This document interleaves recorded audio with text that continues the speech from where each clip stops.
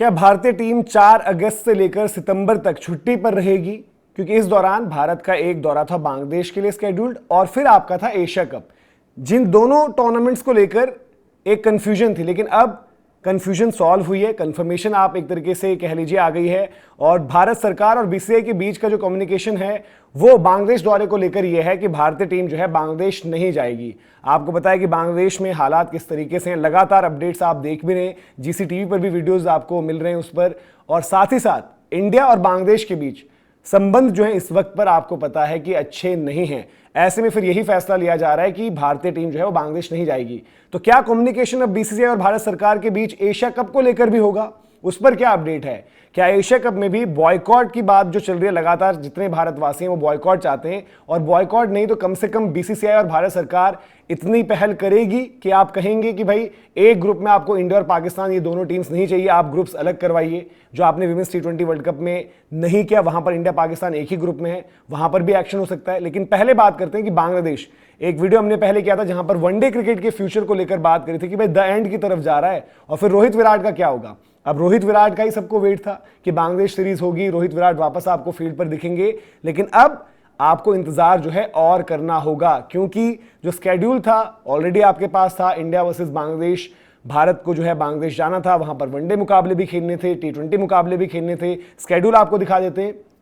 और जो भारत का इंग्लैंड का दौरा था उसके खत्म होने के बाद आपका अगला असाइनमेंट यही था, 17 अगस्त से जो है वनडेज थे, तो दैट मींस रोहित विराट वापस आपको दिखते मैदान पर। बट अब ऐसा होगा नहीं, क्योंकि फैसला ले लिया गया है कि भाई भारतीय टीम बांग्लादेश नहीं जाएगी। इस पर ऑफिशियल जो कंफर्मेशन है वो भी बहुत जल्द आ जाएगी आपको। और 3 वनडेज थे और 3 T20 आईज भी थे यहाँ पर, तो दोनों टीम्स जो है भारत की ओडीआई टीम, T20 टीम, उन्होंने जाना था बांग्लादेश। और बांग्लादेश में आपको पता है कि जो भारत और बांग्लादेश के बीच संबंध तो अलग ही चीज़ है, वहाँ पर हिंदुओं को लेकर भी जो सिचुएशन है वो भी इसमें एक रोल प्ले करी है। और साथ ही साथ जब इंडिया और पाकिस्तान के बीच बॉर्डर पर तनाव था तो वहाँ पर भी बांग्लादेश की तरफ से कुछ ऑफिशियल्स, कुछ नेताओं और सरकार के कुछ जुड़े हुए लोगों की तरफ से जो बयान आए वो भी साफ तौर पर कुछ एंटी इंडिया उनकी तरफ से एक सोच नजर आई थी, जिसके बाद ये फैसला लिया गया है। तो यहां पर तो आपने फैसला ले लिया है, क्योंकि इसमें बांग्लादेश होस्ट भी था, तो बांग्लादेश को आपने वो फाइनेंशियल डैमेज दे दिया है।